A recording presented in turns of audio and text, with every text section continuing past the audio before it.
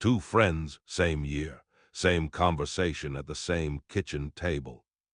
Both of them hear about the same hot sector. Everyone's talking about it. The headlines won't stop. Their coworkers are talking about it at lunch. One of them puts a chunk of savings in. The other puts in the exact same amount into the exact same thing. 5 years later, one of them is fine, better than fine. The other one isn't. Same sector, same year, same starting number, completely different outcome. Here's the uncomfortable part. It wasn't luck. It wasn't timing the market. It was something they each did or didn't do before they ever clicked buy.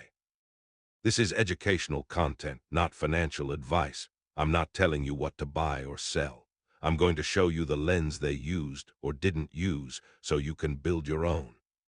Because right now, you're hearing the same word everywhere: bubble. Is AI a bubble? Is it not? Everyone's got an opinion. Almost nobody's got a method. Today, I'm not going to tell you if it's a bubble. I'm going to teach you how to tell for yourself, with AI as the live example, and with a lens you can. Here's the belief most people are walking around with: bubble is a coin flip. It's going to happen or it's not. You're either right or you're wrong, and there's no way to know until it's over. That belief is what keeps people frozen, or worse, keeps them betting everything on a guess. Here's the flip: hype and real value aren't opposites. They're not on two ends of a scale where one cancels out the other. They can be true at the exact same time, in the exact same sector, even in the exact same company. Think about it this way. A gold rush can be real. There really was gold in the ground, and still ruin most of the people who rushed in. The gold being real didn't save them. What they paid for it, and what they actually understood about what they were buying, did. So the real question was never, is this a bubble? The real question is, what specifically am I paying for, and is there something real underneath the price I'm paying? That's a lens, not a prediction, and a lens you can actually use. There are 3 signs worth learning to read. None of them tell you the future. All 3 together tell you what you're actually standing on and hard to actually look at. Is the money real, or is the money a story about money that's coming later? Every hyped sector has 2 kinds of companies living inside it. One kind is generating real revenue today from customers who are actually paying for something they use. The other kind is running on a narrative: the revenue is coming, the profits are just around the corner. This is an investment in the future. Both kinds can exist in the same hyped moment. That's what makes this hard. The hype doesn't sort them for you. You have to sort them yourself. Here's a reframe worth keeping. Excitement is not a financial statement. A crowded room is not a balance sheet. The fact that everyone's talking about something tells you it's popular. It tells you nothing about whether it's profitable.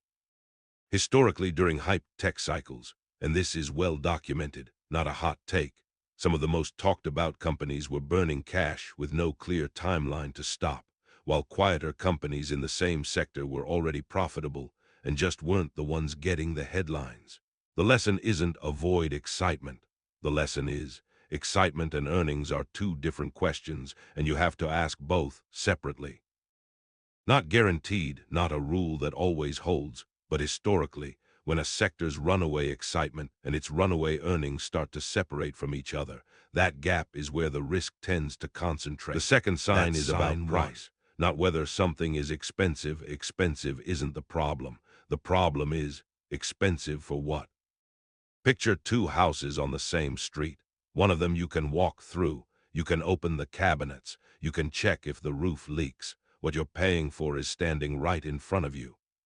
The other one is a set of blueprints, beautiful blueprints. The architect is brilliant. Everyone agrees this house is going to be incredible someday. You're not paying for the house. You're paying for the promise of the house. Both can be worth paying for. That's the uncomfortable truth. But you should always know which one you're buying. In a hyped sector, prices climb for both kinds of houses at the same time, the ones you can walk through and the ones that are still blueprints. That's normal. That's what hype does. It doesn't discriminate.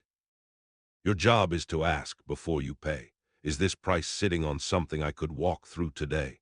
Or is this price sitting entirely on a blueprint, and I'm being asked to believe the builder?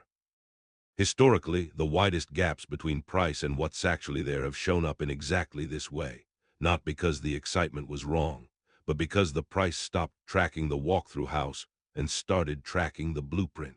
Not guaranteed, but it's a pattern Here's worth sign knowing, 3, and it's and it's the sign one 2. that actually protects you, because here's the part nobody wants to admit. You can do all of this work, read every sign correctly, and still not know for certain what happens next.